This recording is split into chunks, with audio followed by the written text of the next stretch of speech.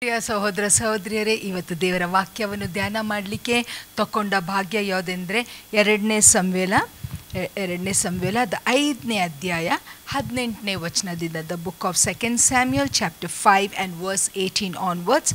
ನಿಮ್ಮ ಕನ್ನಡ ಬೈಬಲಲ್ಲಿ ನೀವು ಓದ್ಕೊಳ್ಬೋದು. 2ನೇ ಸಮುವೇಲ 5ನೇ ಅಧ್ಯಾಯ 18ನೇ ವಚನದಿಂದ ನಾನು ಓದ್ತೇನೆ. But when the Philistines heard that they had anointed David king over Israel, all the Philistines came to seek David, and David heard of it and went down to the hold. The Philistines also came and spread themselves in the valley of Rephaim. And David inquired of the Lord, saying, Shall I go up to the Philistines? Wilt thou deliver thee into my hand? And the Lord said unto David, Go up, for I will doubtlessly deliver the Philistines into thy hand. And David came to Baal Perazim, and David smote them there, and said, The Lord hath broken forth upon mine enemies before me as a breach of water. Therefore he called that name of that place Baal Perazim. ಪ್ರಿಯರೇ, ಇವತ್ತು ನಾವು ಧ್ಯಾನ ಮಾಡ್ತಾ ಇರೋದು ದಾವಿದನು ಒಂದು ಸ್ಥಳಕ್ಕೆ ಹೆಸರು ಕೊಟ್ಟದ್ದು ಏನೆಂದರೆ ಬಾಲ್ ಪೆರಿಸಮ್. ಬಾಲ್ ಪೆರಿಸಮ್ ಹಿಬ್ರೂ ಭಾಷೆಯಲ್ಲಿ ಈ ಒಂದು ಮಾತಾಗಿದೆ. ಅದದು ಇಂಗ್ಲೀಷಲ್ಲಿ ಏನೆಂದರೆ a God of the breakthrough, master of breakthrough, ಬಿಡುಗಡೆಯ ದೇವರು. ನಮ್ಮ ದೇವರಿಗೆ ಎಷ್ಟೊಂದು ಹೆಸರುಗಳಿದೆ ಅಲ್ಲ. ಯೆಹೋವ ರಾಫಾ, ಯೆಹೋವ ರೂವಾ, ಯೆಹೋವ ಜೈರಾ, ಯೆಹೋವ ಶಾಲೋಮ್, ಇಷ್ಟೊಂದು ದೇವರಿಗೆ ನಾವು ಹೆಸರುಗಳು ಇಟ್ಟಿದ್ದಾವೆ. ದಾವಿದ ನಮ್ಮ ದೇವರಿಗೆ ಒಂದು ಹೆಸರು ಕೊಡ್ತಾನೇನೆಂದರೆ ಬಿಡುಗಡೆಯ ದೇವರು, ಗಾಡ್ ಆಫ್ ಡೆಲಿವರೆನ್ಸ್. ನಮ್ಮ ದೇವರು ದಾವಿದನಿಗೆ ಅದ್ಭುತವಾದ ರೀತಿಯಲ್ಲಿ ಫಿಲಿಸ್ಟಿಯರ ಕೈಯಲ್ಲಿ ಒಂದು ಬಿಡುಗಡೆ ಕೊಟ್ಟರು. ಅದೇ ವಚನ ನಾವು ಮುಂದೆ ಓದ್ಕೊಂಡು ಹೋಗುವ 31ನೇ ವಚನ. And there they left their images, and David and his men burned them. And the Philistines came up yet again and spread themselves in the valley of Rephaim.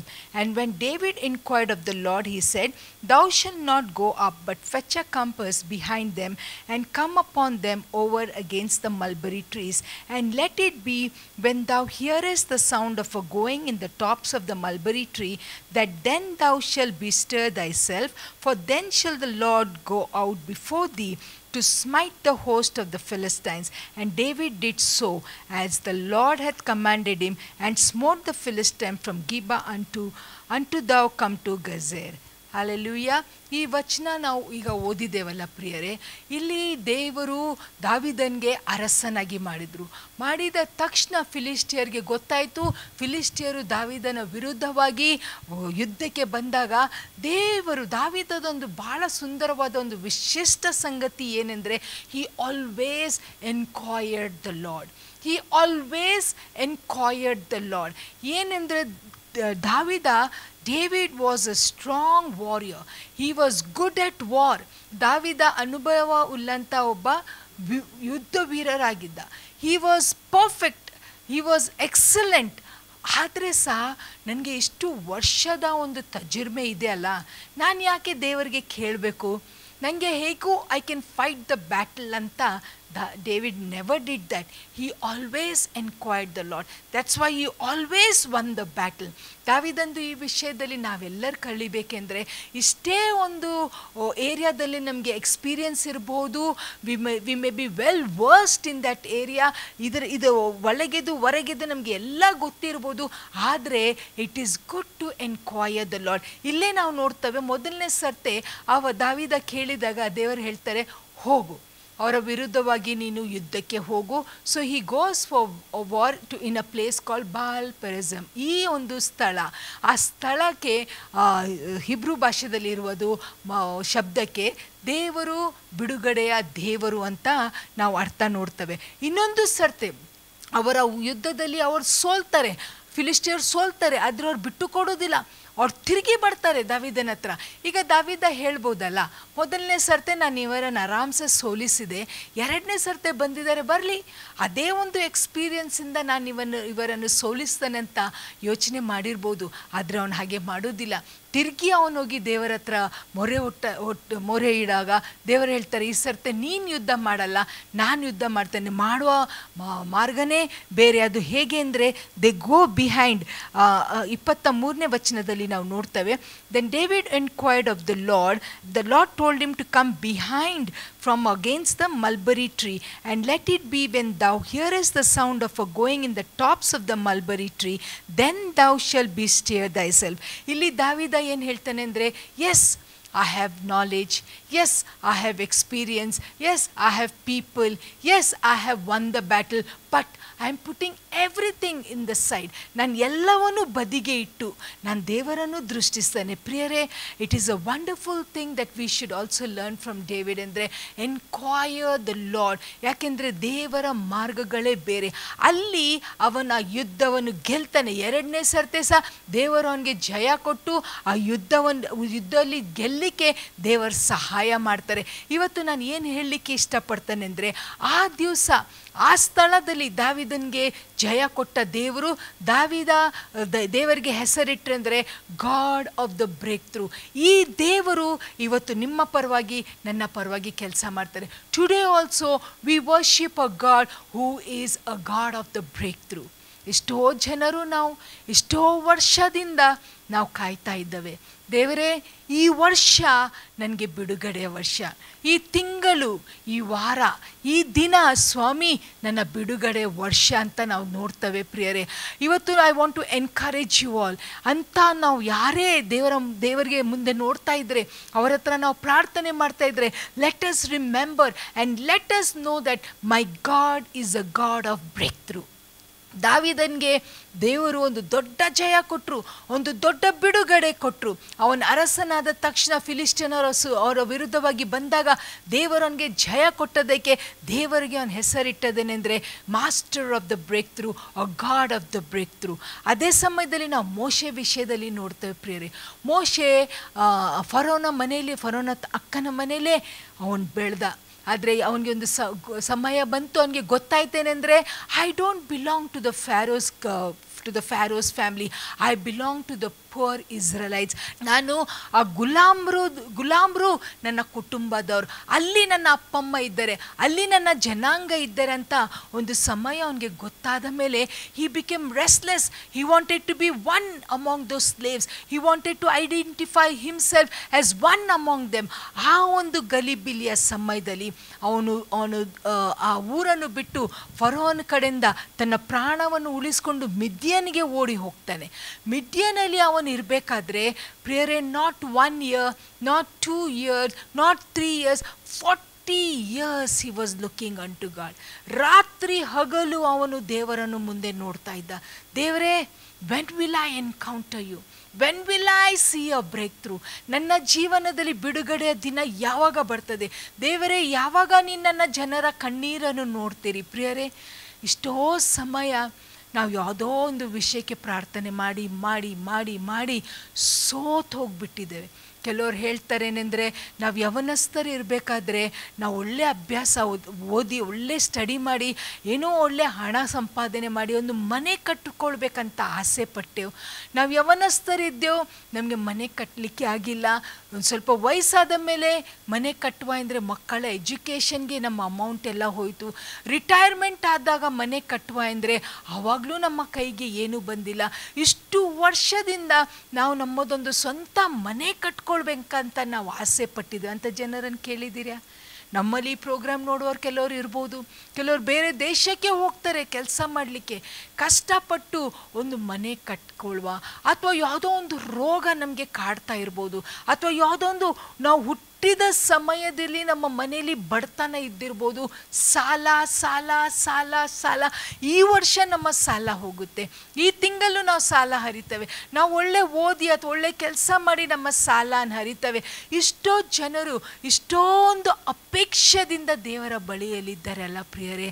ಆದರೆ ಇವತ್ತು ನಾನು ನಿಮಗೆ ಏನು ಹೇಳಲಿಕ್ಕೆ ಇಷ್ಟಪಡ್ತೇನೆ ಅಂದರೆ, Baal Perazim, the God of the breakthrough, ಬಿಡುಗಡೆ ಕೊಡುವ ದೇವರು ಇವತ್ತು ನಮಗೂ ಬಿಡುಗಡೆ ಕೊಡ್ತಾರೆ.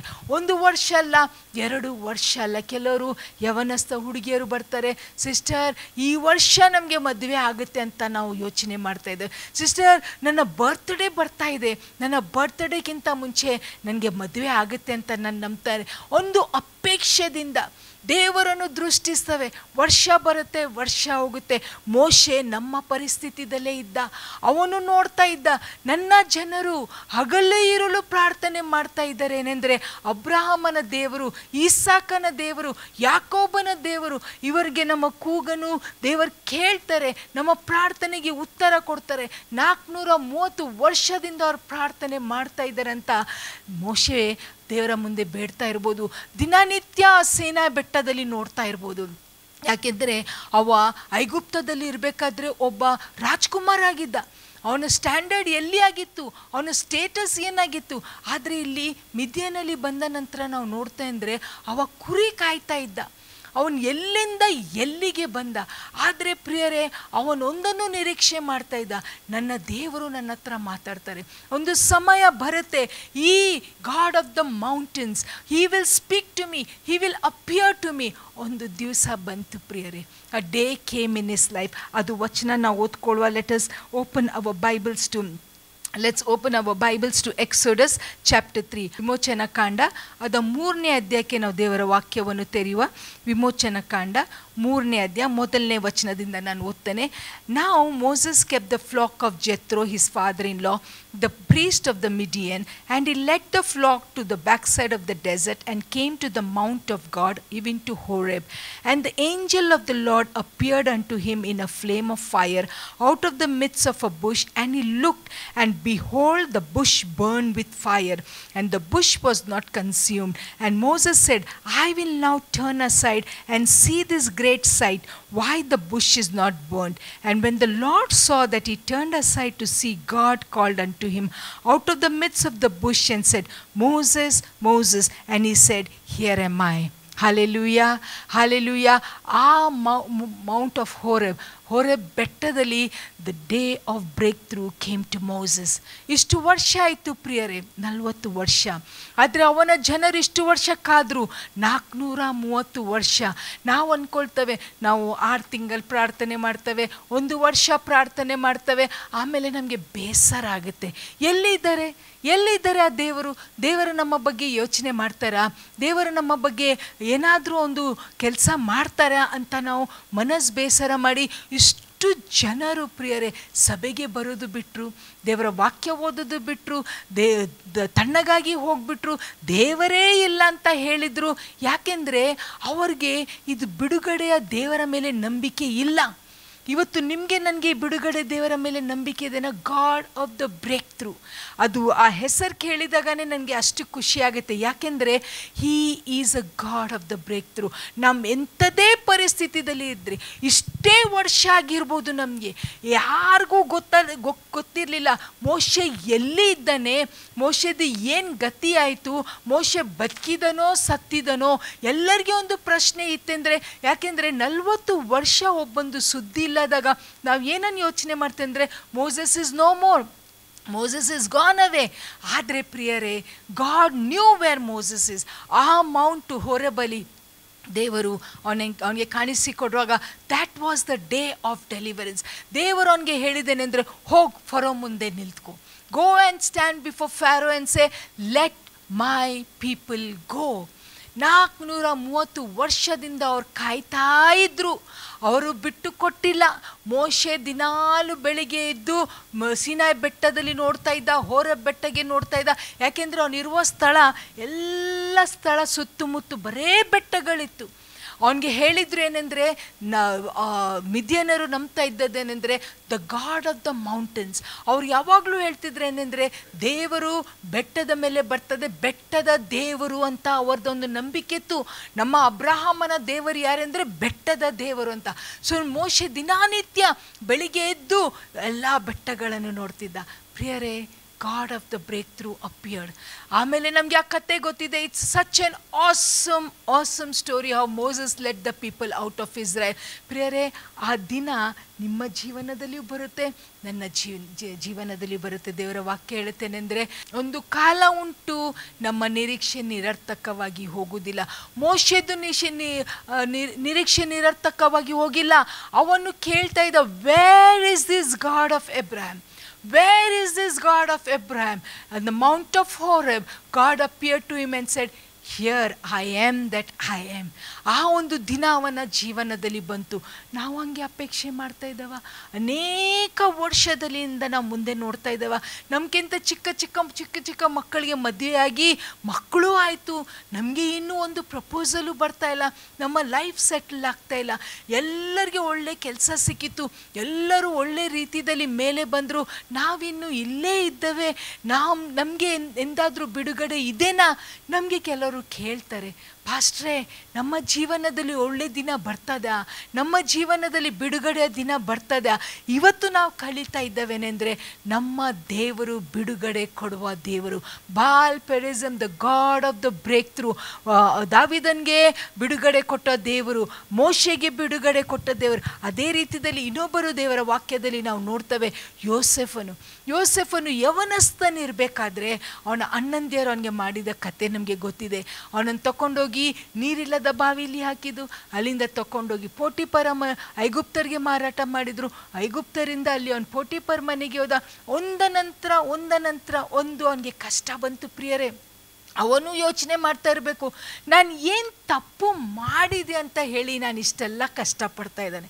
ನಾವು ಅನೇಕ ಜನರು ಹಾಗೆ ಹೇಳ್ತಾ ಇರ್ಬೋದು, ಏನು ಮಾಡಿದ್ದಾನೆ ನಾನು ದೇವರೇ, ನಾನು ನಿನಗೆ ಭಯಪಟ್ಟು ನಡೆದಿದ್ದಾನೆ ಸ್ವಾಮಿ, ನಾನು ಸಭೆಗೆ ಹೋಗೋದು ಸರಿಯಾಗಿ ಹೋಗಿದ್ದಾನೆ, ದೇವರಿಗೆ ಕೊಡೋದು ಸರಿಯಾಗಿ ಕೊಟ್ಟಿದ್ದಾನೆ, ನಿಮ್ಮ ಮುಂದೆ ನಾನು ಹೇಗೆ ನಡ್ಕೊಂಡಿದ್ದೇನೆ ನಿಮಗೆ ಗೊತ್ತಿದೆ, ಆದರೆ ಯಾಕೆ ದೇವರೇ ನನಗೆ ಇಷ್ಟು ಕಷ್ಟ ಅಂತ ನಾವು ಎಷ್ಟೋ ಸರ್ತೆ ಪ್ರೇಯರ್ ಮಾಡಿದ್ದೇವಲ್ಲ, ಎಷ್ಟೋ ಸರ್ತೆ ಹೇಳಿದ್ದೇವೆ, ದೇವರೇ ನೀವು ಕಣ್ಣು ಮುಚ್ಚಿ ಕೂತಿದ್ದೀರಾ ಅಂತ ನಾವು ಸ್ವಾಮಿಗೆ ಪ್ರಶ್ನೆ ಹಾಕಿದ್ದೇವೆ. ಇಲ್ಲ ಪ್ರಿಯರೇ, ನಾವಿಷ್ಟು ಕಷ್ಟ ದಾಟಿ ಹೋಗ್ತವೋ ಅಷ್ಟು ನಾವು ನೆನಪಿಟ್ಕೊಳ್ಬೇಕಂದ್ರೆ ನಾವು ಅಷ್ಟು ಮೇಲೆ ಹೋಗ್ತವೆ. ನಮ್ಮ ಫೌಂಡೇಶನ್ ಎಷ್ಟು ಡೀಪ್ ಹೋಗ್ತದೋ ಅಷ್ಟು ಮೇಲೆ ದೇವರು ನಮ್ಮನ್ನು ಎತ್ತಾರೆ. ಆದರೆ ಒಂದು ಸಮಯ ಇದೆ, ಬಿಡುಗಡೆಯ ಒಂದು ಸಮಯ ಇದೆ. ಮೋಶೆನ ಜೀವನದಲ್ಲಿ ಆ ಸಮಯ ಬಂತು, ದಾವಿದನ ಜೀವನದಲ್ಲಿ ಆ ಸಮಯ ಬಂತು. ಯೋಸೆಫ ಸಣ್ಣ ಹುಡುಗ, ಅವನು ತಪ್ಪು ಮಾಡದೇ ಇದ್ರು ಅವನಿಗೆ ತಗೊಂಡು ಹೋಗಿ ಸೆರೆಮನೆಯಲ್ಲಿ ಹಾಕಿದ್ರು. ಅಲ್ಲಿ ಅವನು ಯೋಚನೆ ಮಾಡ್ತಾ ಇರಬೇಕು, ನಾನು ಏನು ತಪ್ಪು ಮಾಡಿದೆ ಅಂತ ಹೇಳಿ ನನಗೆ ಇಲ್ಲಿ ಹಾಕಿದ್ರು. ದೇವರೇ, ಸತ್ಯ ಯಾರಿಗೂ ಗೊತ್ತಿಲ್ಲ, ನಿಮಗೆ ಒಬ್ಬರಿಗೆ ಸತ್ಯ ಗೊತ್ತು, ನನಗೆ ಗೊತ್ತು, ಪೋಟಿಪರನ ಹೆಂಡತಿಗೆ ಗೊತ್ತು, ಬಾಕಿ ಯಾರಿಗೂ ಸತ್ಯ ಗೊತ್ತಿಲ್ಲ. ನಾನು ಹೇಗೆ ನಡ್ಕೊಂಡಿದ್ದಾನೆ ನೀವು ನೋಡಿದ್ದೀರಲ್ಲ, ದೇವರೇ ನನಗೆ ಯಾವಾಗ ಬಿಡುಗಡೆ ಅಂತ ಅವನು ಪ್ರಾರ್ಥನೆ ಮಾಡಿರ್ಬೋದು. ಅವನಿಗೆ ಇಷ್ಟು ನಿರಾಶೆ ಆಗಿದೆ ಅಂತ ನಮಗೆ ಹೆಂಗೆ ಗೊತ್ತಾಗುತ್ತೇನೆಂದರೆ, ಅರಸನು ಅವನಿಗೆ ಕರೆದಾಗ ಅವನು ಶೇವ್ ಮಾಡಿಕೊಂಡಂತೆ, ಅವನು ಸ್ನಾನ ಮಾಡ್ಕೊಂಡಿದ್ದಾನಂತೆ. ಆದರೆ ಏನಾಯ್ತು ಅಂದರೆ, ಅವ ಸೆರೆಮನೆಯಲ್ಲಿ ಇರಬೇಕಾದ್ರೂ ಸಹ ದೇವರು ಅವನ ಸಂಗಡ ಇದ್ದ ಕಾರಣ ಅವನು ಅಲ್ಲಿ ಕನಸಿನ ಅರ್ಥ ಹೇಳ್ತಾ ಇದ್ದ. He is to interpret dreams. ಅಲ್ಲಿದ್ದ ಅರಸನ 2 ಕೆಲಸಗಾರರು, ಬಟ್ಲರ್ ಮತ್ತು ಬೇಕರ್, ಇವರಿಬ್ಬರಿಗೂ ಸೆರೆಮನೆಯಲ್ಲಿ ಹಾಕಿದ್ರು. ಅವರಿಬ್ಬರು ಕನಸು ಕಂಡ್ರು. ಈ ಕತೆ ನಮಗೆ ಗೊತ್ತಿದೆ. ಅವರಿಬ್ಬರು ಕನಸು ಕಂಡು ಅವ್ರ ಬೇಸರದಲ್ಲಿ ಇರಬೇಕಾದ್ರೆ ಯೋಸೆಫ್ ಅವ್ರಿಗೆ ಕೇಳ್ತಾರೇನೆಂದರೆ, ಯಾಕೆ ಹೀಗೆ ಇದ್ದೀರಿ? ಅವರಿಬ್ಬರು ಅವರ ಕನಸು ಅವನಿಗೆ ಹೇಳಿದಾಗ ಅವನದನ್ನು ಇಂಟರ್ಪ್ರೆಟ್ ಮಾಡಿದಾಗ ಅವರ ಆ ಕನಸಿನ ಅರ್ಥ ಗೊತ್ತಾದ ಮೇಲೆ ಅವ್ರಿಗೆ ಖುಷಿ ಆಯಿತು. ಒಬ್ಬನಿಗೆ ನೇಣು ಹಾಕಿದ್ರು, ಒಬ್ಬನಿಗೆ ಬಿಡುಗಡೆ ಆಯಿತು. ಆದರೆ ಅಲ್ಲಿ ಒಂದು ಮಾತು ಯೋಸೆಫ್ ಹೇಳ್ತಾನೆ, ಅದನ್ನು ನಾವು ಓದ್ಕೊಳ್ಳುವ. ಆದಿಕಾಂಡ 40ನೇ ಅಧ್ಯಾಯ 14ನೇ ವಚನ ಹೇಳುತ್ತೆ, but think on me when it shall be well with the and show kindness I pray unto me and make mention of me unto Pharaoh and bring out of this house. ದೇವರ ವಾಕ್ಯದಲ್ಲಿ ನಾವು ಓದ್ತೇವೆ, 3 ದಿವಸದಲ್ಲಿ ಯೋಸೆಫ ಅವ್ರಿಗೆ ಹೇಳಿದ ಕನಸಿನ ಅರ್ಥ ನೆರವೇರಿತು. ಆವಾಗ ಯೋಸೆಫ ಅವ್ರಿಗೆ ಹೇಳ್ತಾನೇನೆಂದರೆ, ಆ ಪಾನದಾಯಕನಿಗೆ ಬಿಡುಗಡೆ ಆಗುವವನಿಗೆ ಅವನು ಹೇಳ್ತಾನೇನೆಂದರೆ, ನನ್ನನ್ನು ನೆನಪು ಮಾಡ್ಕೊ. 14ನೇ ವಚನದಲ್ಲಿ ಅವನು ಹೇಳ್ತಾನೆ, but think on me when it shall be well with the and show kindness I pray the ಅಂಟು ಮೀ. ಯೋಸೆಫ್ ಅವನಿಗೆ ರಿಕ್ವೆಸ್ಟ್ ಮಾಡ್ತಾನೆ, ನನ್ನನ್ನು ನೆನಪು ಮಾಡ್ಕೋ. ಆದರೆ ಪ್ರಿಯರೇ, ನಾವು ಜನರು ಅಲ್ಲ, ನಮಗೆ ಒಳ್ಳೆಯದಾದ ಮೇಲೆ ನಮಗೆ ಯಾರು ಸಹಾಯ ಮಾಡಿದ್ರು ಅವರ ನೆನಪು ನಮಗೆ ಎಂದಿಗೂ ಇರುವುದಿಲ್ಲ. We will forget.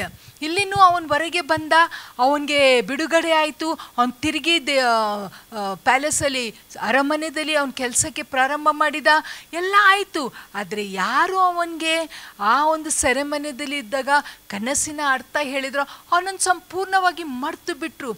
ಅವನು ಮರ್ತಿರ್ಬೋದು ಪ್ರಿಯರೇ, ಆದರೆ ಬಿಡುಗಡೆ ಬರುವ ದಿನ ಬಂತೆಂದರೆ ಯಾರಿಗೂ ತಡಿಲಿಕ್ಕೆ ಆಗೋದಿಲ್ಲ. Hallelujah, hallelujah. ಯಾರಿಗೂ ತಡಿಲಿಕ್ಕೆ ಆಗಲ್ಲ. ನಿನ್ನ ಜೀವನದಲ್ಲಿ, ನನ್ನ ಜೀವನದಲ್ಲಿ ಒಂದು ಸಮಯ ದೇವರು ಇಟ್ಟಿದ್ದಾರೆ. ಏನನ್ನು ನಾವು ಮುಂದೆ ನೋಡ್ತಾ ಇದ್ದಾವೆ. ಮಕ್ಕಳಾಗ್ತಾ ಇಲ್ಲವಾ, ಮದುವೆ ಆಗ್ತಾ ಇಲ್ಲವಾ, ಮನೆ ಕಟ್ಟಲಿಕ್ಕೆ ಆಗ್ತಾ ಇಲ್ಲವಾ, ಲೋನ್ ಕ್ಲಿಯರ್ ಮಾಡಲಿಕ್ಕೆ ಆಗ್ತಾ ಇಲ್ಲವಾ, ಕಷ್ಟದ ಮೇಲೆ ಕಷ್ಟ ಇದೆ. ನಾ ಪ್ರಿಯರೇ, ಲೆಟ್ ಅಸ್ ಬಿ ಎನ್ಕರೇಜ್. ನನಗೆ ಒಬ್ಬ ಸಹೋದರದ್ದು ನೆನಪು ಬರ್ತಾ ಇದೆ. ಭಾಳ ಕಷ್ಟಪಟ್ಟು ಒಂದು ಸಣ್ಣ ಕಡೆಯಲ್ಲಿ ಕೆಲಸ ಮಾಡ್ತಾಯಿದ್ದ. ಇಷ್ಟು ಕಷ್ಟಪಟ್ಟು ಕೆಲಸ ಮಾಡ್ತಾಯಿದ್ದ. ಬೆಳಿಗ್ಗೆ 4 ಗಂಟೆಗೆ ಹೋಗೋದು, ಇಡೀ ದಿವಸ ಕೆಲಸ ಮಾಡೋದು, ತುಂಬ ಕಡಿಮೆ ಸಂಬಳ. ಅದು ಈ ಲಾಕ್ಡೌನಲ್ಲಿ ಆ ಕೆಲಸ ಮಾಡೋ ಕಡೆ ಅಂತೂ ಕ್ಲೋಸ್ ಡೌನೇ ಆಗಬೇಕಾಗಿತ್ತು. ಆದರೆ ಇಂಥ ಒಂದು ಲಾಕ್ಡೌನ್ ಸಮಯದಲ್ಲಿ ಎಲ್ಲ ಕಡೆ ಜನರು ಕೆಲಸವನ್ನು ಕಳ್ಕೊಳ್ಬೇಕಾದ್ರೆ ಇವನಿಗೆ ಒಂದು ಕಂಪನಿದವ್ರು ಕಾಲ್ ಮಾಡಿ ಒಳ್ಳೆ ಸಂಬಳ ಕೊಟ್ಟು ಒಳ್ಳೆ ಕಡೆ ಅವನಿಗೆ ಕೆಲಸ ಕೊಟ್ಟಂಗೆ ದೇವರು ಅವನಿಗೆ ಬಿಡುಗಡೆ ಕೊಟ್ಟರು. ಪ್ರಿಯರೇ, ಇಲ್ಲಿ ಯೋಸೆಫನ ಜೀವಿತದಲ್ಲಿ ನಾವು ನೋಡ್ತೇವೆ, ದೇವರು ಅದ್ಭುತ ಮಾಡಿ ಆ ಒಂದು ಫರೋಗೆ ಕನಸು ಬೀಳುವಂಗೆ, ಆ ಕನಸಿನ ಅರ್ಥ ಅರಸನ್ಗೆ ಯಾರಿಗೂ ಹೇಳಲಿಕ್ಕೆ ಬರಲಿಲ್ಲ. ಆವಾಗ ಇವನಿಗೆ ಈ ಯೋಚನೆ ಬರುತ್ತೇನೆಂದರೆ, ಓ, ಸೆರೆಮನೆಯಲ್ಲಿ ಒಬ್ಬ ಇದ್ದಾನೆ, ಅವನ ಕನಸಿನ ಉತ್ತರ ಕೊಡ್ತಾನೆ. ಆವಾಗ ಯೋಸೆಫ್ ಹೊರಗೆ ಬಂದ. That was the day of breakthrough in Joseph's life. ಪ್ರಿಯರೇ, ಮೋಶೆನ ಜೀವಿತದಲ್ಲಿ ಒಂದು ದಿನ ಬಂತು, ಯೋಸೆಫನ ಜೀವಿತದಲ್ಲಿ ಒಂದು ದಿನ ಬಂತು. ನಾನು 2 ದಿನ ಹಿಂದೆ ಒಂದು ನ್ಯೂಸಲ್ಲಿ ಒಂದು ಸಣ್ಣ ಹುಡುಗಿದು ಕತೆ ಓದಿದೆ. ಒಂದು ಸಣ್ಣ ಹುಡುಗಿ 1 ವರ್ಷದ ಬರ್ತ್ಡೇಕ್ಕಿಂತ 1 ದಿನ ಮುಂಚೆ ಆ ಹುಡುಗಿಗೆ ಸಿವಿಯರ್ ಪೇನ್, ಅವಳ ತೊಡೆದಲ್ಲಿ ತುಂಬ ನೋವು ಬಂತು. ಅಲ್ಲಿಗೆ ಸಹಿಸಲಿಕ್ಕೆ ಆಗಿಲ್ಲ. ಡಾಕ್ಟರ್ಸ್ ಅಲ್ಲಿಗೆ ಹಾಸ್ಪಿಟಲ್ಗೆ ತಗೊಂಡು ಹೋದಾಗ ಡಾಕ್ಟರ್ಸ್ ಅಲ್ಲಿ ಚೆಕ್ ಮಾಡಿ ಅವ್ರಿಗೆ ಭಾಳ ಆಶ್ಚರ್ಯ ಆಯಿತು. ಅವಳ ತಾಯಿ ಬೋನಲ್ಲಿ ಒಂದು ವಿಚಿತ್ರವಾದ ಕ್ಯಾನ್ಸರು ಅವಳಿಗೆ ಅದು ಎಫೆಕ್ಟ್ ಆಗಿಬಿಟ್ಟಿತ್ತು. ಅವ್ರು ಚೆಕ್ ಮಾಡಿ ಎಲ್ಲ ನೋಡಿದಾಗ ಇದು ಸಾಧ್ಯನೇ ಇಲ್ಲ, ಈ ಮಗುಗೆ ರಿಕವರಿ ಆಗಲಿಕ್ಕೆ ಸಾಧ್ಯನೇ ಇಲ್ಲ. ಏನು ಯೋಚನೆ ಮಾಡಿದ್ರೇನೆಂದರೆ, ಆ ತಾಯಿಯಿಂದನೇ ಕಾಲು ತೆಗೆದ್ರೆ ಅವಳ ಜೀವನ ಉಳಿತದೆ ಅಂತ. ಅಂಥ ಸಮಯದಲ್ಲಿ ಯಾರೋ NGOsಗೆ ಗೊತ್ತಾಗಿ ಇಟಲಿದಲ್ಲಿ ಇದಕ್ಕೆ ಬೇಕಿದ್ದ ಒಂದು ಮ್ಯಾರೋ, ಇದಕ್ಕೆ ಬೇಕಿದ್ದ ಮೆಡಿಸಿನ್, ಇದಕ್ಕೆ ಬೇಕಿದ್ದ ಡಾಕ್ಟರ್ಸು ಇಟಲಿದಲ್ಲಿ ಇದ್ದಾರೆ ಅಂತ ಗೊತ್ತಾದಕ್ಕೆ ಅಲ್ಲಿದ್ದು ಡಾಕ್ಟರ್ಸ್ ಇಲ್ಲಿ ಬಂದು ಅವಳ ಮೇಲೆ ಆಪ್ರೇಟ್ ಮಾಡಿ ಅವಳಿಗೆ ಸಹಾಯ ಮಾಡಿ ಎಲ್ಲ ಅವಳ ಮೆಡಿಕಲ್ ಬಿಲ್ಲನ್ನು ಕ್ಲಿಯರ್ ಮಾಡಿ ಮೊನ್ನೆ 2 ದಿವಸ ಹಿಂದೆ ಆ ಮಗು ಇಷ್ಟೋ ವರ್ಷ ನಂತರ ಎದ್ದು ನಿಲ್ತಲು. ಪ್ರಿಯರೇ, ಶಿ ಸ್ಟುಡ್ ಅಪ್. ಆ ತಂದೆ ಹೇಳ್ತದೇನೆಂದರೆ, ನಾನು ಎಂದೂ ನೆನೆಸಲಿಲ್ಲ ನನ್ನ ಮಗಳು ತಿರುಗಿ ತನ್ನ ಕಾಲಲ್ಲಿ ಅವಳು ನಿಲ್ಬೋದಂತ. ಆದರೆ ದೇವರ ದೊಡ್ಡ ಕೃಪೆ, ನನ್ನ ಮಗಳು ಅವಳ ಕಾಲಲ್ಲಿ ನಿಲ್ತಿದ್ದಾಳೆ. ಆ ಮಗಳಿಗೆ ಒಂದು ಬಿಡುಗಡೆಯ ದಿನ ಬಂತು. ಇವತ್ತು ನೀವು ನಾನು ಎಂಥ ಪರಿಸ್ಥಿತಿಯಲ್ಲಿ ಇರ್ಬೋದು. ನಮ್ಮ ಕತೆ ಮುಗೀತು ಅಂತ ಹೇಳಬೇಡಿ, ಇದನ್ನು ಹೇಳ್ರಿ ಅಂದರೆ, ಬಾಲ್ಪೆರಿಸಮ್, ನನ್ನ ಬಿಡುಗಡೆಯ ದಿನ ಬಂದಿದೆ. ಇವರಿಗೆಲ್ಲ ಬಿಡುಗಡೆ ದಿನ ಬಂದಿದೆ. ಪ್ರಿಯರೇ, ನಿಮಗೂ ನನಗೂ ದೇವರೊಂದು ದಿನ ಇಟ್ಟಿದ್ದಾರೆ. ನಾವು ನಿರೀಕ್ಷೆಯಲ್ಲಿ ಇದ್ದೇವೆ, ನಾವು ಮನ ಕುಂದದೇ ಇದ್ದೇವೆ, ನಮಗೂ ದೇವರು ಬಿಡುಗಡೆ ಕೊಡ್ತಾರೆ. ಯಾಕೆಂದರೆ ನಮ್ಮ ದೇವರ ಹೆಸರು ಬಾಲ್ಪೆರಿಸಮ್, ಬಿಡುಗಡೆಯ ಕೊಡುವ ದೇವರು. ಪ್ರಾರ್ಥನೆ ಮಾಡುವ. ಸ್ವಾಮಿ, ಇವತ್ತು ಸುಂದರವಾದ ರೀತಿಯಲ್ಲಿ ಸ್ವಾಮಿ, ನಾವು ಕುಗ್ಗಿ ಹೋದಾಗ, ನಾವು ಸೋತು ಹೋಗಿದ್ದೇವೆ ಸ್ವಾಮಿ, ಸುತ್ತಲೂ ಕಷ್ಟದಲ್ಲಿ ಇದ್ದಾವೆ ಸ್ವಾಮಿ, ನಮಗೆ ಸಹಾಯ ಎಲ್ಲಿಂದನೂ ಇಲ್ಲ ಅಂತ ಒಂದು ಆಲೋಚನೆ ನಮಗೆ ಇದ್ರೂ ಸಹ ಇವತ್ತು ಕರ್ತನೆ ನಿಮ್ಮ ವಾಕ್ಯದಿಂದ ನಾವು ಕಲ್ತೇವೆ, ನಮಗೆ ಒಂದು ಬಿಡುಗಡೆ ಕೊಡುವ ದೇವರಿದ್ದಾರೆ. ನಮಗೆ ರೋಗವಾಸಿ ಮಾಡ್ತಾರೆ, ನಮಗೆ ಸಹಾಯ ಮಾಡ್ತಾರೆ, ನಮ್ಮ ಕಣ್ಣೀರನ್ನು ಒರೆಸ್ತಾರೆ. ಆದರೆ ಸ್ವಾಮಿ, ಇವತ್ತು ನಾವು ಕಲ್ತದೇನೆಂದರೆ ಬಾಲ್ಪೆರಿಸಮ್, ಬಿಡುಗಡೆ ಕೊಡುವ ದೇವರು ನನ್ನ ದೇವರಾಗಿದ್ದಾರೆ ಸ್ವಾಮಿ. ಹನ್ನಳಿಗೆ ಒಂದು ದಿನ ಬಂತು, ಅವಳಿಗೆ ಬಿಡುಗಡೆ ಕೊಟ್ರಿ ಸ್ವಾಮಿ. ದಾವಿದನ್ಗೆ ಬಿಡುಗಡೆ ಕೊಟ್ರಿ, ಮೋಶೆಗೆ ಬಿಡುಗಡೆ ಕೊಟ್ರಿ, ಯೋಸೆಫನ್ಗೆ ಬಿಡುಗಡೆ ಕೊಟ್ರಿ. ನಮಗೂ ಕೊಡ್ತೀರಿ ಅಪ್ಪ ತಂದೆಯಾದ ದೇವರೇ. ನಾವು ಮನಗುಂದದೇ ಇರ್ತವೆ ಸ್ವಾಮಿ, ನಾವು ಕಣ್ಣೆತ್ತಿ ಪರ್ವತ ಕಡೆ ನೋಡ್ತೇವೆ ಕರ್ತನೆ. ನಮ್ಮ ಸಹಾಯ ನಿಮ್ಮಿಂದನೇ ಬರುತ್ತೆ. ಒಂದು ದಿನ ಬರುತ್ತೆ ಸ್ವಾಮಿ, ನಮ್ಮ ನಿರೀಕ್ಷೆ ನಿರರ್ಥಕವಾಗಿ ಹೋಗುವುದಿಲ್ಲ. ನಮ್ಮ ಪ್ರಾರ್ಥನೆಗೆ ಉತ್ತರ ಕೊಡ್ತೀರಿ ಸ್ವಾಮಿ, ನಮಗೆ ಬಿಡುಗಡೆ ಕೊಡ್ತೀರಿ. ನಮ್ಮ ವೈರಿಗಳ ಮುಂದೆ ನಮಗೆ ಔತಣವನ್ನು ಸಿದ್ಧ ಮಾಡ್ತೀರಿ, ನಮ್ಮ ತಲೆಗೆ ತೈಲವನ್ನು ಹಚ್ತೀರಿ ಸ್ವಾಮಿ. ಎಲ್ಲರ ಮುಂದೆ ನಮ್ಮ ತಲೆಯನ್ನು ಎತ್ತಿರಿ ಸ್ವಾಮಿ. ಇವರ ಕತೆ ಮುಗೀತು ಅಂತ ಹೇಳಿದ ಜನರ ಮುಂದೆ ನಮ್ಮ ತಲೆಯನ್ನು ಎತ್ತಿ ಸ್ವಾಮಿ, ನಮಗೆ ನೀವು ಗೌರವಕ್ಕೆ ತಗೊಂಡು ಬರ್ತೀರಿ, ಅದಕ್ಕೆ ಸ್ತೋತ್ರ. ಆದರೆ ಸ್ವಾಮಿ, ನಾವು ಬಿಟ್ಟು ಕೊಡದೆ ನಿಮ್ಮನ್ನೇ ದೃಷ್ಟಿಸ್ತಾ ನನ್ನ ದೇವರು ಬಿಡುಗಡೆಯ ದೇವರಂತ ಯೋಚನೆ ಮಾಡಿ ಸ್ವಾಮಿ, ನಿಮ್ಮ ಬಳಿಗೆ ನಾವು ಸದಾಕಾಲ ನೋಡ್ಕೊತ ಪ್ರಾರ್ಥನೆ ಮಾಡ್ಕೊತ ಇರುವಂಗೆ ನಮಗೆ ಕೃಪೆ ಕೊಡಬೇಕಂತ ಪ್ರಾರ್ಥನೆ ಯೇಸು ನಾಮದಲ್ಲಿ ಪ್ರಾರ್ಥಿಸ್ತ ತಂದೆ. ಆಮೇಲೆ.